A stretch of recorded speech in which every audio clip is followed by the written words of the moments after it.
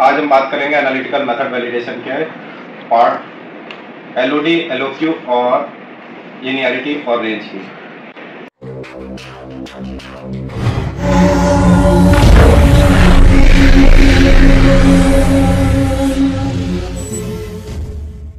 इसके पहले हमने क्या क्या बातें कर ली हैं एनालिटिकल मेथड वैलिडेशन में, एक बार ओवरव्यू ले लेते हैं, उसका रिकैप करते हैं। वैलिडेशन पे बात की हमने, वैलिडेशन क्या होता है। नेक्स्ट, कैलिब्रेशन और वैलिडेशन में फर्क क्या है।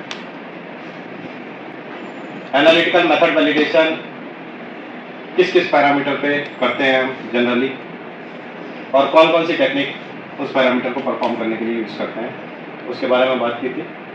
और उन एएमवीज को परफॉर्म करने के लिए हम कौन कौन से एएमवी पैरामीटर यूज करते हैं, उसके बारे में बात की थी। टेस्ट पैरामीटर्स, टेस्ट वाइज कौन कौन से एएमवी पैरामीटर हमने लेने हैं, और एएमवी के वैलिडेशन पैरामीटर्स कौन कौन से एप्लीकेबल हैं, कुछ टेबल पे डिस्कशन हुआ था। स्पेसिफिसिटी और सेलेक्टिविटी के बारे में बात की थी। स्पेसिफिसिटी का रिकमेंडेड डाटा हम कैसे परफॉर्म करेंगे उसके बारे में बात की थी। Limit of detection, limit of quantification, determination and precision, इसके बारे में आज हम बात करने वाले हैं। इसके पहले स्पेसिफिसिटी में एक चीज रह गई थी, क्या थी वो?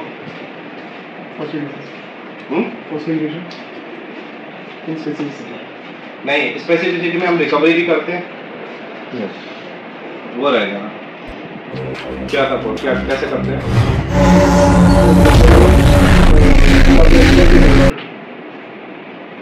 आरएस और आरएस केस, और एसए के केस में, एसए के केस में there is a three type of is there. One we have to do sample, acid sample, and second we have to do spike with placebo and the API. Correct, that we had already discussed, but I want to know whether we have to do the recovery calculation in specificity or not. We are doing. So in all cases in SA, RS, yes, we have to. So it was remaining in that video. आज बात करेंगे हम limit of detection और limit of quantification की। सबसे पहले detection क्या है और क्वांटिफिकेशन क्या है।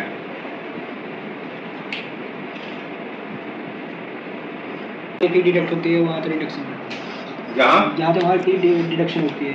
अगर पीक मतलब यूवी है तो फिर कैसे डिटेक्शन होगा? अगर मान लीजिए टाइट्रेशन है तो फिर कैसे डिटेक्शन होगा? मिनिमम कंसंट्रेशन जो हमारे डिटेक्टर को डिटेक्टर में शो हो रही है। हम कोई भी प्रोसीजर अडॉप्ट कर रहे हैं और हमें एनालाइट की प्रेजेंस पता लग रही है, हमें ये नहीं पता लग रहा है कि कितना है, लेकिन ये पता लग रहा है कि एनालाइट अवेलेबल है, that is known as detection. और कितना है और हर बार हम उतना ऑब्टेन कर पाएंगे वो होगा quantification. Minimum concentration, minimum concentration, Elodie means minimum concentration which can be detected. जब भी हम उस मेथड को अप्लाई करेंगे उस कंसंट्रेशन पे तो हमें उस एनालाइट की प्रेजेंस मिलेगी, that is limit of detection, Elodie. Limit of quantification, अब हमें वो प्रेजेंस मिल गई, उसके ऊपर जब हम जाएंगे, उसके ऊपर के कंसंट्रेशन लेवल पे जाएंगे तो हम उस एनालाइट को क्वांटिफाई कर सकते हैं। और क्वांटिफाई करेंगे तो प्रिसाइज वे में करेंगे, मैं करूंगा तो मुझे भी क्वांटिफिकेशन मिलेगा, आप करोगे तो आपको भी क्वांटिफिकेशन मिलेगा, आप करोगे तो आपको भी क्वांटिफिकेशन मिलेगा। वो प्रिसीजन की जो हमारी लिमिट है उसके अंदर ही मिलेगा। ठीक है, तो ये हो गया एलओडी एंड एलओक्यू, क्लियर। अब कौन कौन से तरीके हैं जिससे हम एलओडी और एलओक्यू डिटरमाइन करते हैं। अगर मैंने बोला जी एलओडी करो तो सबसे पहले आप क्या करोगे? Higher concentration to lower concentration, हम जनरली यहाँ पे HPLC की बात करेंगे, बाकी दूसरी टेक्निक्स पे आप उसको अप्लाई कर सकते हो। तो अगर मुझे इंजेक्ट करना होगा एलओडी के लिए तो मैं lower concentration to higher concentration inject करूंगा या higher concentration to lower concentration inject करूंगा? लोअर से हायर कॉन्सेंट्रेशन इंजेक्ट करेंगे। लोअर टू हायर कॉन्सेंट्रेशन हम इंजेक्ट करेंगे, हायर टू लोअर नहीं इंजेक्ट करेंगे। Why? What is the reason? Logic होगा कोई? लॉजिक भी बताओ। हाँ जी। नहीं सर, हाई से भी तो लो जा सकते हैं क्योंकि हमें तो लो का तो पता ही नहीं कहाँ से डिटेक्ट होगी हमारी। अब ये बोलते हैं कि हायर टू लोअर जा सकते हैं, तो हमारे पास दो ओपिनियन आ गए। पहले ओपिनियन के साथ कितने लोग हैं? 4 लोग, 5 लोग, 6 लोग कि लोअर टू हायर जा सकते हैं, बाकी लोग हायर टू लोअर है। तो अब इनके सवाल का जवाब दीजिए कि भैया कैरी ओवर भी तो आ सकता है। कैरी ओवर आ रहा है, तुम्हारा सिस्टम ही हो गया नहीं। Very good. कैरी ओवर हमने कैलिब्रेशन में इंश्योर कर लेना है कि भाई जो कैरी ओवर की लिमिट है उसके ऊपर नहीं जा सकता, हमने कैलिब्रेशन में ऑलरेडी इंश्योर कर रखा है, तो उसका लॉजिक नहीं है, कैरी ओवर का लॉजिक यहाँ पे नलिफाई हो जाएगा, कंसंट्रेशन ही जाएंगे। हमने जो कैफीन लिया है ये कैलिब्रेशन करने के बाद आप बोलोगे जी बाकी मॉलिक्यूल का तो हमने किया ही नहीं है कैरी ओवर, तो आप बाकी के एनालिसिस क्यों कर रहे हो? आपको तो सबका करना चाहिए। अगर किसी एनालिसिस में किसी रीजन है अगर कैरी ओवर आता है तो एनालिसिस इनवैलिड है, बराबर है। कैरी ओवर आएगा भी तो विद इन लिमिट आएगा, और हमने ऑलरेडी इंश्योर कर रखा है कि हमारा ये मशीन जो भी हम एनालिसिस परफॉर्म करेंगे उसके लिए सुटेबल है, सिस्टम सुटेबिलिटी पैरामीटर उसके ओके रहेंगे। तो ये कैलिब्रेशन में ऑलरेडी इंश्योर किया है, तो कैरी ओवर का लॉजिक नहीं है। हम हायर टू लोअर कॉन्सेंट्रेशन जाएंगे हमारी कन्वीनियंस के लिए, ताकि हमें क्वांटिफिकेशन भी पता लग सके और डिटेक्शन भी, कहाँ तक डिटेक्ट हो रहा है वो मॉलिक्यूल नीचे के लेवल तक जाने पे भी पता लग जाए। अब मान लो लोअर टू हायर, आपको पता ही नहीं है कि कहाँ से डिटेक्शन शुरू होगा। जब आप हायर टू लोअर जाओगे तो आपको क्लियर रहेगा कि किस लेवल तक का आपका डिटेक्शन मिल रहा है, ठीक है। तो इट इज बेटर, आप जा सकते हो लोअर टू हायर भी, बट हायर टू लोअर जाना ज्यादा बेटर है। इसमें जो तीनों अलग अलग टेक्निक है, तीनों में अब इसमें तरीके 3 है एलओडी एलओक्यू डिटरमाइन करने के। पहला तरीका है सिग्नल टू नॉइज रेशियो, जो कि आपको कहाँ से मिलता है, कहाँ से देखते हो आप ऐसा पाना रेशियो? सिस्टम में, सॉफ्टवेयर में आपका फीचर मिलता है सिग्नल टू नॉइज का 3:1 है अगर आया हुआ आपका, और एलओक्यू 10:1 है, तो आप बोलोगे जी ये एलओडी एलओक्यू कॉन्सेप्ट हम अप्लाई कर सकते हैं। ये 3:1 जहाँ भी सिग्नल टू नॉइज रेशियो मिल गया वो एलओडी होगा, 10:1 जहाँ मिल गया, मिनिमम कंसंट्रेशन 10:1 मिल गया आपको SFR रेशियो, तो आप उसको बोल सकते हो एलओक्यू होगा। ये मिनिमम कंसंट्रेशन है आपको पता करने के लिए कि इतना हो सकता है SFR रेशियो से। दूसरा कॉन्सेप्ट है standard deviation of a linear response and a slope. अब बात आई लीनियर रिस्पांस की। लीनियर रिस्पांस किसे बोलते हैं और स्लोप किसे बोलते हैं? लीनियर रिस्पांस किसको बोलते हैं? लीनियर मतलब सीधा सीधा रिस्पांस। सीधा सीधा रिस्पांस कहां पे आएगा? मतलब directly proportional to the concentration of analyte. अगर आपने 5 ppm का सॉल्यूशन इंजेक्ट किया है और उसका एरिया आ रहा है 5, तो 10 ppm का इंजेक्ट करोगे तो उसका एरिया 10 आना चाहिए, डायरेक्टली प्रोपोर्शनल है। 15 ppm का करोगे तो 15 आना चाहिए, 25 ppm का करोगे तो 25 एरिया आना चाहिए, रिस्पांस 25 आना चाहिए, ठीक है। तो हम कहेंगे लीनियर रिस्पांस है। लेकिन क्या एक्चुअली आता है इतना? 5 ppm का 5 ही आता है? नहीं, ऑब्जर्व्ड वैल्यू कुछ अलग होती है, थ्योरेटिकल वैल्यू कुछ अलग होती है, ठीक है। तो वो लीनियरिटी हम एस्टेब्लिश करते हैं। यहाँ पे जो रिस्पांस, हमने एक लीनियर ग्राफ खींचा कंसंट्रेशन वर्सेस रिस्पांस के बीच में, तो जो हमारा स्लोप आ रहा है एग्जैक्टली 0 पे ना जाके, जहाँ पे ओरिजिन है वहां पे ना जाके वो लीनियर ग्राफ कहीं ऊपर या नीचे पहुंच रहा होगा, क्योंकि हमारी ऑब्जर्व्ड वैल्यू थ्योरेटिकल वैल्यू से डिफरेंट आती है, तो थोड़ा स्लोप बनता है। उस स्लोप को हम डिटरमाइन करते हैं। इसके लिए एक्सेल में फॉर्मूला है, वो भी हम आपको दिखाएंगे। इसके लिए फॉर्मूला है 3.3 इंटू SD। SD इज क्या? SD स्टैंडर्ड डेविएशन में y into second deviation divided by so SD का फुल फॉर्म क्या है? फिर यहाँ पे SD क्यों लिखा है? चलो मुझे नहीं पता। एक तरह का स्टैंडर्ड डेविएशन ही है, लेकिन उसे स्लाइटली डिफरेंट है। स्टैंडर्ड डेविएशन में हमारा जब सेम कंसंट्रेशन के कुछ एक जैसे रिजल्ट आते हैं वहाँ पर SD निकलता है, और जब ये डिफरेंट कंसंट्रेशन के डिफरेंट रिजल्ट आ रहे हैं तो उनमें जब हम चेक करते हैं तो उसमें जो है y intercept and regression line आता है। स्लाइटली डिफरेंट कंसेप्ट है दोनों का। ये उसका बोर्ड पे समझा पाओगे जो तुमने वो बताया था y = mx + c। और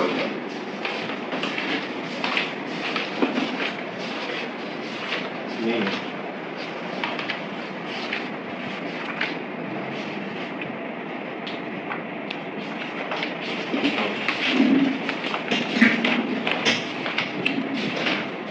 सपोज करिए कि 10 ppm का कोई सॉल्यूशन है, इसके आपने जो है 6 इंजेक्शन लगाया है,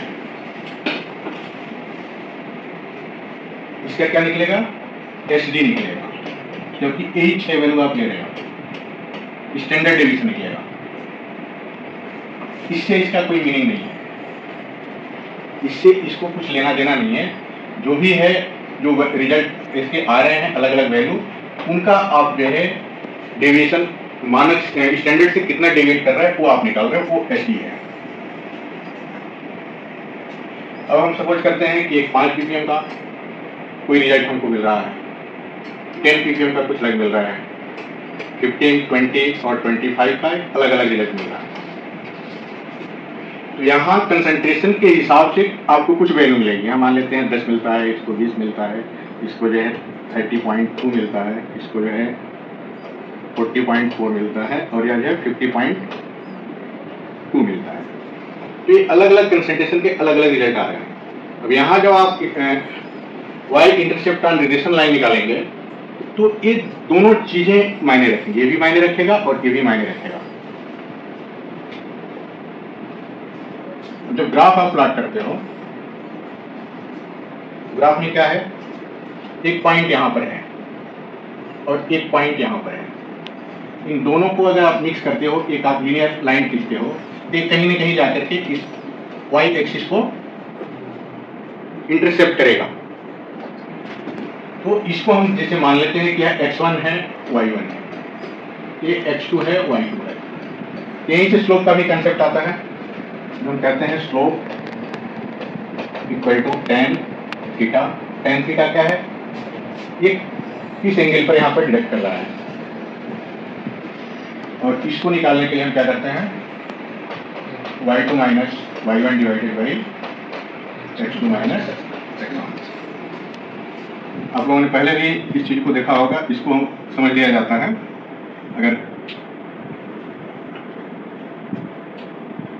इसको जो है आप लोगों ने पढ़ा होगा, MV बोलते हैं इसको। अगर हम मान लें x, इसको मान ले y, तो क्या मिलेगा, m equal to y upon x,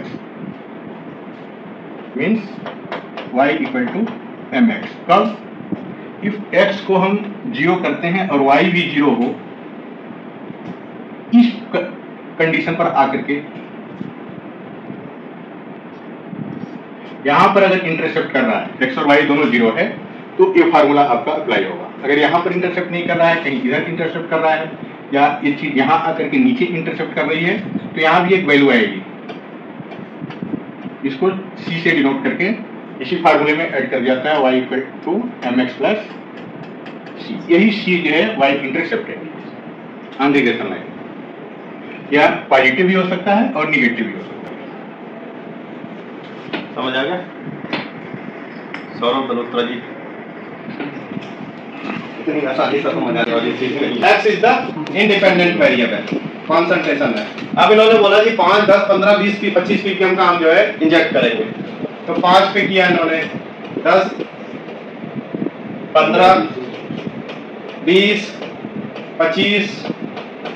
अब इस पे 5 ppm का इंजेक्ट करने के बाद इनको रिस्पांस मिला 10 का, ये ऊपर 10 आया। ठीक है, यहाँ पे एक पॉइंट आया, ये एक पॉइंट आया, 10, इसका रिस्पांस 10 मिला। जब हम इधर से जाएंगे तो ये 10 होगा, ये 20 होगा, ये 30 होगा, 40 होगा, व्हाटएवर जो भी हो। यहाँ के हिसाब से हम मान के चल रहे हैं कि ये है 50 है, ऊपर 60 होगा, ऐसे। ठीक है, x1 y1 इन्होंने बोला, तो x1 यहाँ पे 5 है और y1 कितना है, 10। x2 y2 कितना है, x2 हमारा 10, 20, ये 10 हो गया और रिस्पॉन्स इसका 20 है। ये पॉइंट आया। अब इस पॉइंट में हमारे 5 पॉइंट हैं। एक पॉइंट यहाँ पे भी आया, x3 y3 आ गया, x4 y4 आया। जब हम इसको, अगर बिल्कुल लीनियर रहा, अगर बिल्कुल ये लीनियर है, तो हम जब भी मिलाएंगे सी जो कांस्टेंट जो कांस्टेंट है वो 0 होगा। जब भी हम यहाँ से लीनियर लाइन खींचेंगे सारे पॉइंट्स को मिलाते हुए, जिसको हम रिग्रेशन लाइन बोलते हैं, कि हमने सारे पॉइंट्स को प्लॉट करके पॉइंट एक फिक्स कर दिया और उसके बाद जो लाइन खींची वो रिग्रेशन लाइन है। इस रिग्रेशन लाइन को जब हम खींचेंगे और ये जो है ओरिजिन एक्स और वाई का एक्सिस का जहां ओरिजिन है वहां पे मिल गया, तो इन्होंने जो बोला था कि भाई अगर स्लोप इधर उधर जाएगा इस लाइन से ओरिजिन से डिफर करेगा तो उसकी वैल्यू होगी सी हो गया 0। अभी वही अगर बिल्कुल दिया सी इस केस में 0 हो गया, ठीक है। y इक्वल टू इस केस में क्या हुआ mx प्लस 0, तो mx ही हुआ। x is the independent variable, independent variable fix है और m स्लोप है, तो y यहां पे लीनियर रिग्रेशन शो कर रहा है, लीनियर रिस्पांस शो कर रहा है कि हमारी जो थ्योरेटिकल वैल्यू थी हमने प्रैक्टिकली वही अचीव कर ली। इस केस में हमारा y पे x का इंटरसेप्ट 0 है। क्लियर? इसी को हम बोलते हैं प्रिडिक्टेड वैल्यू, y को हम बोलते हैं प्रिडिक्टेड वैल्यू।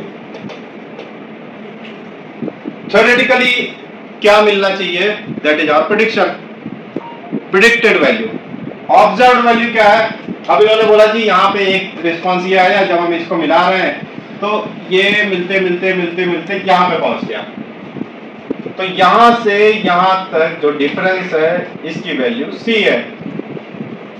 प्रैक्टिकली यही मिलेगा आपको, एग्जैक्टली यही नहीं मिल सकता क्योंकि आपकी मशीन्स वेरिएबल फंक्शंस पे काम करती है, जो हमने HPLC सिस्टम सूटेबिलिटी में आपको बताया था। तो जैसे वहीं पर लिखा हुआ है सर, अगर वो 30.2, 40.4 और 50.2 लिखा है, अगर इस पॉइंट में नहीं होते 30 होता, हाँ बिल्कुल, तो यहाँ पे ये 0 पे ओरिजिन पे आता, एक्स और वाई एक्सिस की ओरिजिन पे आता। क्लियर है? कुछ डिस्कशन हुआ? सर एक क्वेश्चन था कि मैं गाइडलाइन में ऐसा कुछ नहीं देखा जब वाले लिक्विड डिटर्मिनेशन करते हैं कि कितने सॉल्यूशन बनाने हैं, हाँ कि कितने बना सकते हैं। बराबर है, एलओडी एलओपी के लिए कुछ भी नहीं लिखा हुआ। हाँ ये प्रैक्टिकल थिंग है, लेकिन लिनियरिटी के लिए लिखा हुआ है। एलओडी एलओपी तो आपको डिटरमाइन करना है, और हम आरएस के केस में करते हैं या एसए के केस में करते हैं एलओडी एलओपी? तो जब आरएस के केस में करते हो ना, और एसए के केस में क्यों नहीं करते, ये हमने पहले पिछले लास्ट वीडियो में डिस्कस कर लिया है। आरएस के केस में हमारी जो इम्प्योरिटी का कंसंट्रेशन रहता है वो बहुत ही कम रहता है, तो इसलिए हमें देखना पड़ता है कि भाई उस कंसंट्रेशन पे अगर इम्प्योरिटी अवेलेबल है सैंपल मैट्रिक्स में तो वो हम डिटेक्ट कर पाएंगे या नहीं कर पाएंगे, इसलिए हम एलओडी करते हैं। और जब डिटेक्ट कर पाते हैं तो उसको क्वांटिफाई करने की कोशिश करते हैं, प्रिसीजन करते हैं कि भाई अगर डिटेक्शन हो गया तो डिटेक्शन इस लेवल पे होगा ही होगा, लेकिन क्वांटिफाई हम किस लेवल पे कर पाएंगे उसके लिए हम प्रिसीजन करते हैं। ठीक है, इससे रिलेटेड सवाल क्या था? ये सवाल है क्या ये एलओडी के बारे में। अब जैसा बताया कि y इक्वल टू mx हो गया, y here y is known as predicted value. ये इक्वेशन आप सब ने देखी होगी, हाई स्कूल इंटर तक पढ़ते रहे होंगे, y equal to mx plus c, लेकिन इसका मतलब नहीं समझ में आया होगा। अब यहाँ पे m स्लोप है, ये स्लोप ये वाला पोर्शन, इसको स्लोप थीटा में लिख रहा हूँ, ऐसे स्लोप है ये जब उसे टाइम लेंगे। हाँ। ये स्लोप है, स्लोप को हिंदी में क्या कहते हैं? ढलान। वेरी गुड, ढलान। तो ये ढलान अगर यहाँ पे आके मिल गई तो इसका मतलब प्रॉपरली पूरा ढलान नहीं है, कुछ ना कुछ फर्क है इसमें, कुछ डिफेक्ट है। अब लिनियरिटी में जो ये स्लोप है इसके हिसाब से कि हमारी जो वैल्यूज हैं वो इधर उधर हो सकती है जब हम एलओडी या एलओक्यू करेंगे। फॉर्मूला क्या है? 3.3 into Y intercept, SD not standard deviation. जैसा इन्होंने बोला स्टैंडर्ड डेविएशन एक ही चीज की एक कंसंट्रेशन के 5 रिस्पॉन्स हमने ले लिए, तो हम बोलेंगे आप स्टैंडर्ड में लेते हो ना, RSD SD करते हो, तो वो 5 रिस्पॉन्सेस का आप जब एक स्टैंडर्ड होगा उस स्टैंडर्ड से कितना डिविएट किया उसको हम बोलते हैं SD स्टैंडर्ड डेविएशन। लेकिन यहाँ पे क्या कर रहे हैं हम, ये कंसंट्रेशन हमारा सेम नहीं है, हमने तो एक ये लिया, दूसरा ये लिया, तीसरा ये लिया, इस तरीके से हमने कंसंट्रेशन अलग अलग लिए। हमने ये लीनियर रिग्रेशन खींचा, ठीक है। अब ये कितने स्लोप पे है ये एंगल, ये निकालने के लिए मान लीजिए इस पॉइंट पे निकाला, इस पॉइंट पे निकाला, 3 पॉइंट है, तो क्या फॉर्मूला होता है अभी? tan थीटा का फॉर्मूला क्या है? Perpendicular perpendicular divided by base. It will give you theta or tan theta. So tan theta. ये जो एंगल है इतने स्लोप पे आपको रिस्पांस मिल रहा है, लीनियरिटी जब हम प्लॉट कर रहे हैं तो कंसंट्रेशन वर्सेस रिस्पांस। ये चीज क्लियर हो गई? धीरे धीरे आपको पूरा चीज समझ में आ जाएगा।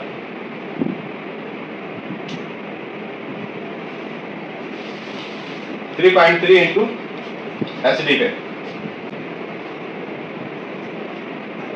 एलओडी निकालनी है आपने, लिमिट ऑफ डिटेक्शन निकालना है। 3.3 into Y intercept. Y intercept ये कैसे निकालते हैं, ये कौन बताएगा?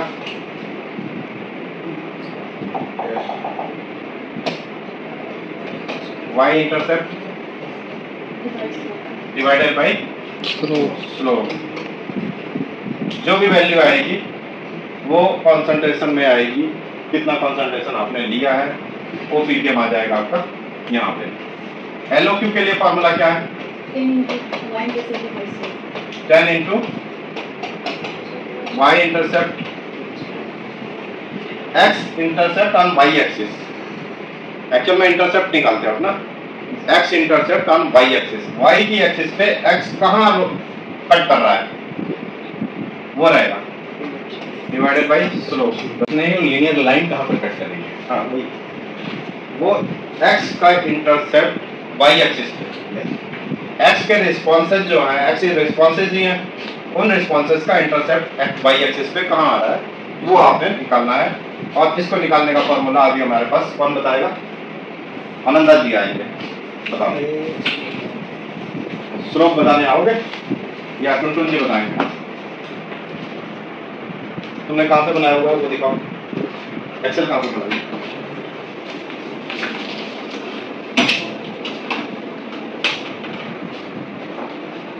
पानी देना है।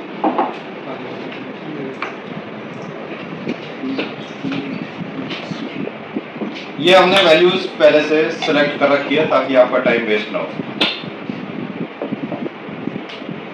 इन वैल्यूज में कंसंट्रेशन हमने बोला जी 10.2 है, 20.3 है, 30.1 है, 40.2 है, 49.8। आपने इस कंसंट्रेशन के सॉल्यूशन को प्रिपेयर किया और रिस्पॉन्सेज आपके ये आए, एरिया ये आया। अब हमें इससे स्लोप निकालना है। स्लोप निकालिए जरा यार। सर एक बार दोबारा बता दो। कहाँ से जाना? जो एसडी वगैरह सारा किया है वो तो लग गया कि जो एरिया है वो डिपेंडेंट है तो वो वहाँ पे कर दिया। तो आपको ये एसडी जानना है? एसडी जानना है। स्टैंडर्ड एरर है। एसडी का मतलब यहाँ पे स्टैंडर्ड डिविएशन नहीं है, स्टैंडर्ड एरर। स्टैंडर्ड एरर किससे है? ग्राफ खोलना भाई। जो हम एक्स एक्सिस पे 5 कंसंट्रेशन लिनियरिटी के लिए लेंगे उनको उनका स्टैंडर्ड, एक्चुअल स्टैंडर्ड थ्योरेटिकल कितना होना चाहिए और प्रैक्टिकली कितना एरर आ रहा है वो यहाँ पे मिल रहा है। एक्चुअल में यहाँ पे आना यहाँ से ये था 5 लेते, 5 पीपीएम का रिस्पांस मान लीजिए 5 एरिया आता, 10 का 10 आता, 15 का 15 आता, तो यहाँ पे आना चाहिए था। ये कितना वेरिएट कर रहा है, ये रिस्पांस कितना वेरिएट कर रहा है, हम जब भी करेंगे एनालिटिकल रिस्पांस के लिए तो स्टैटिस्टिकल अप्रोच है कि वो कितना स्टैंडर्ड एरर दे सकता है इस लीनियरिटी पे। इस जो रेंज है हमने बनाई है 5 कंसंट्रेशन की, उसमें कितना स्टैंडर्ड एरर दे सकता है। एक्स वैल्यूज जितनी भी हैं उनका वाई इंटरसेप्ट पे, ये वाई है, वो निकाला है और इसके लिए STEYX फंक्शन को हम यूज करते हैं। क्लियर? कैसे करते हैं वो आपने देख लिया। दोबारा से दिखाते हैं। स्टैंडर्ड एरर एक्स एक्सिस की, एक्स की वैल्यूज का स्टैंडर्ड एरर वाई एक्सिस पे कितना आएगा वो हमने निकाला। STEYX है इज इक्वल टू फंक्शन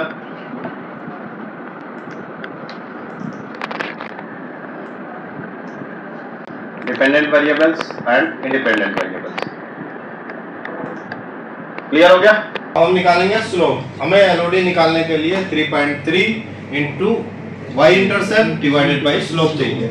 तो वाई इंटरसेप्ट हमारे पास आ गया, स्लोप निकालना है। स्लोप निकालो, यहाँ देखो स्लोप नीचे नीचे देखो। Yes, it is slope. So again go for on function type slow,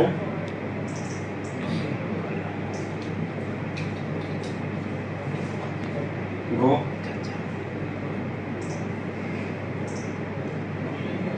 अब यहाँ पे बोल रहा है Y is an array or cell range of numeric dependent data points and can be number on or names।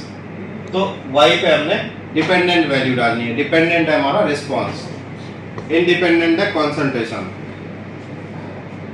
Y मतलब dependent है, concentration पे dependent है रिस्पॉन्स। 5 ppm डालेंगे तो 50 दे रहा होगा, तो 10 ppm 100 देगा, तो वो डिपेंडेंट है। और दूसरी वैल्यू आपने डाली इंडिपेंडेंट। स्लोप आपका आ गया 100।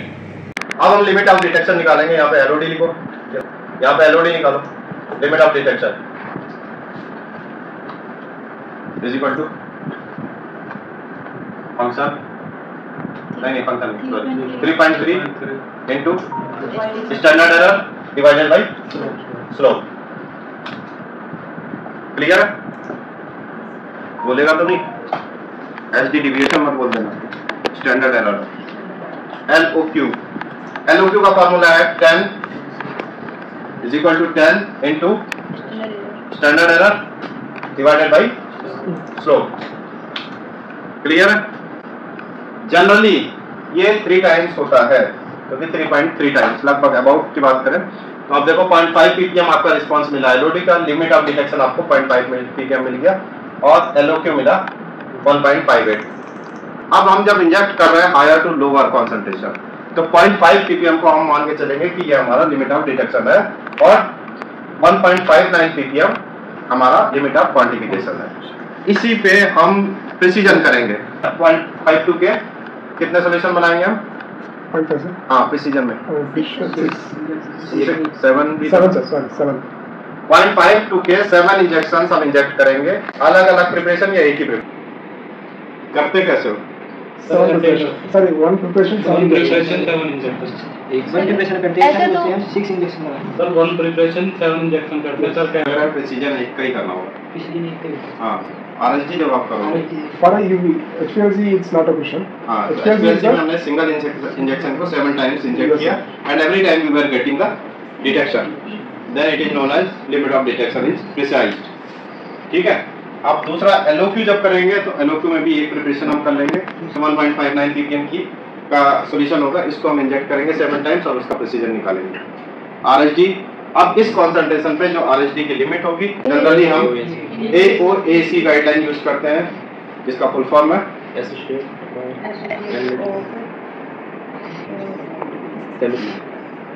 एसोसिएट ऑफ एनालिस्ट केमिस्ट, जिसका फुल फॉर्म है, आपको तो याद होगा, 3 बार पूछ चुका हूं आपसे। Associate of analyst, analytical chemist, AOAC analyst of Association of official ऐसे of official analyst skills. Correct.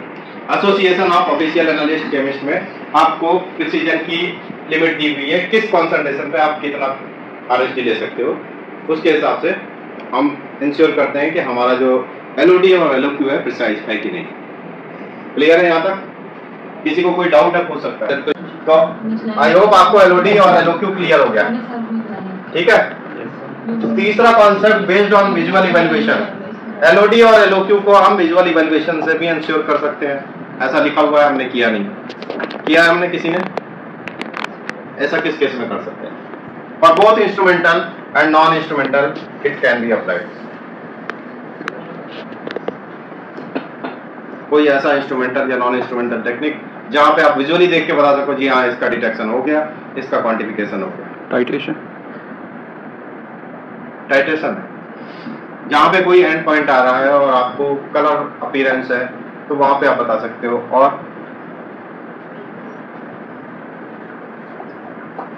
और काम कर सकते हो, टीएलसी में भी कर सकते हो। ठीक है? तो ये जनरली हम लोग नहीं किए हैं अभी, After evaluation of LOD and LOQ, precision must be ensured as mentioned below. For LOD, detection must be there for each evaluation. जितने आप इंजेक्शन इंजेक्ट करोगे उन सब में आपको उस एनालाइट की डिटेक्शन होनी चाहिए, उस एनालाइट की प्रेजेंस दिखनी चाहिए, क्वांटिफिकेशन नहीं, प्रेजेंस दिखनी चाहिए। दूसरा, for LOQ, precision limit % must be in accordance to appropriate guideline like AOAC, Association of Official Analytical Chemists, या आप कोई भी गाइडलाइन इंटरनेशनल लेवल की, नेशनल लेवल की, जो भी गाइडलाइन आप जिस लेवल का AMB कर रहे हो उस गाइडलाइन को रेफर करके देख सकते हो। नेक्स्ट, ये ICH और एनवीजा दोनों गाइडलाइन हम सिंस ब्राजील को भी कैटर कर रहे हैं, मार्केट ब्राजील की मार्केट को भी कैटर कर रहे हैं और ROW की मार्केट को भी कैटर कर रहे हैं, तो इसलिए हम इंटरनेशनल लेवल की दोनों गाइडलाइंस को फॉलो करते हैं। एनवीजा जो आपको सिर्फ ब्राजील की है? यस, RDC गाइडलाइंस है,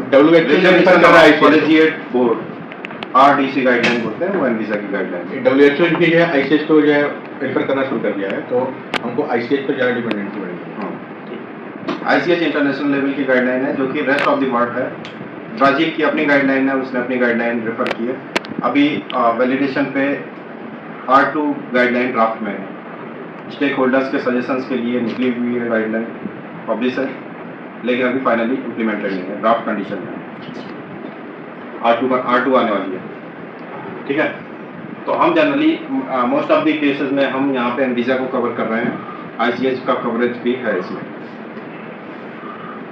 to elicit response proportional to linearity and range, क्यों निकालते हैं हम? लिनियरिटी का क्या मतलब है, रेंज का क्या मतलब है और क्यों नहीं?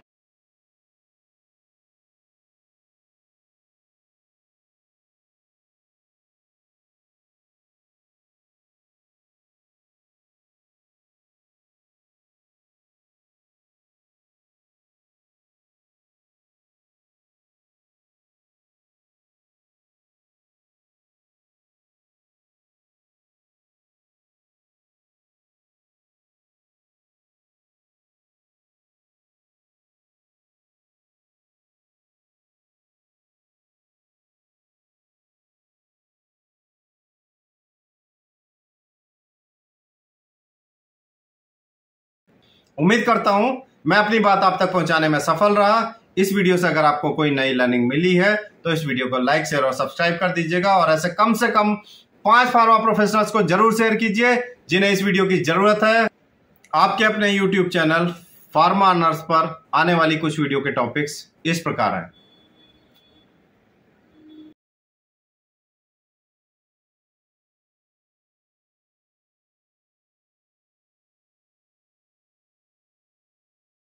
अगली वीडियो में, till then good bye, thank you very much, जय हिंद।